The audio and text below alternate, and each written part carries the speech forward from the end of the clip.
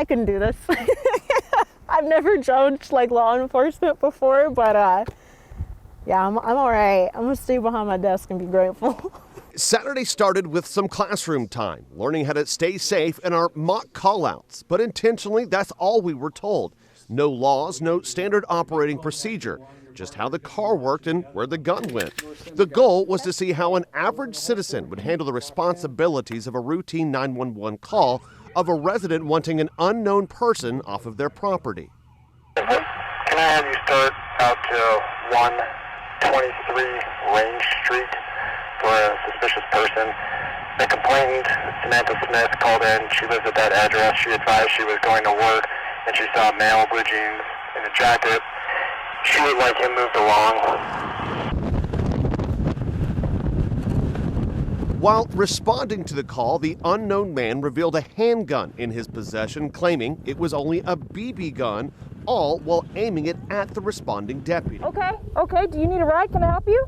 That'd be awesome if I could get a ride into Billy. Yeah, absolutely.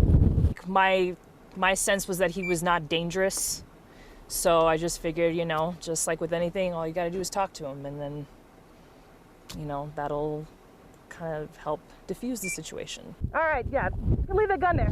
This is just a BB gun. Okay, you can just leave it there, though. Yeah, just leave it there. Any firearms, weapons, stages, that kind of thing? I got this BB gun right here is all I got. Mm-hmm. It's not actually a real gun, it's a BB gun.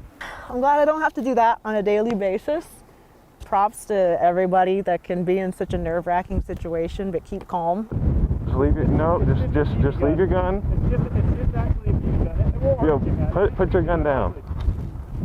I think I handled it as well as I think most people would. I'm like, what am I gonna ask him? Is he gonna get violent? I don't know what to expect from this scenario, because they're kind of keeping us in the dark about it, because that's what the real life situation is going to be like. You're not gonna really know when you walk up to a situation. And Good, how are you? good, what are you doing out here?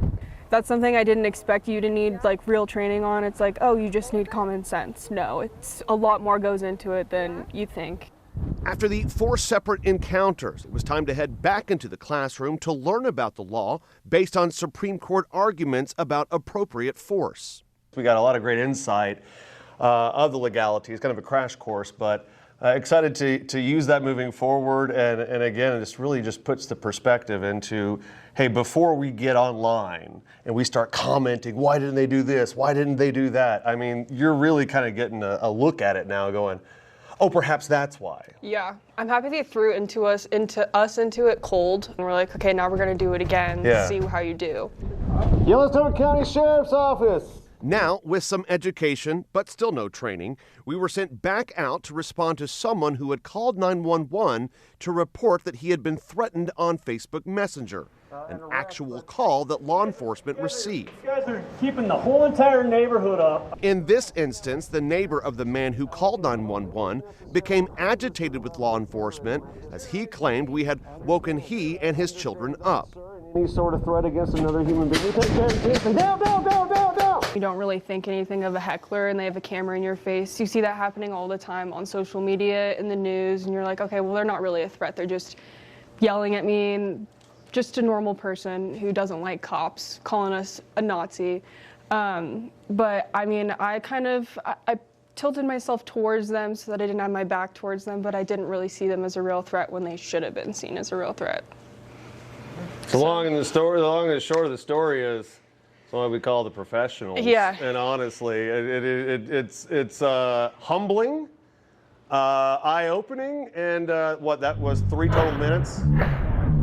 Not even 3 minutes. And it was literally a life-changing experience in 3 minutes or less. I mean, that's one of the many, many things I think we'll walk away with today.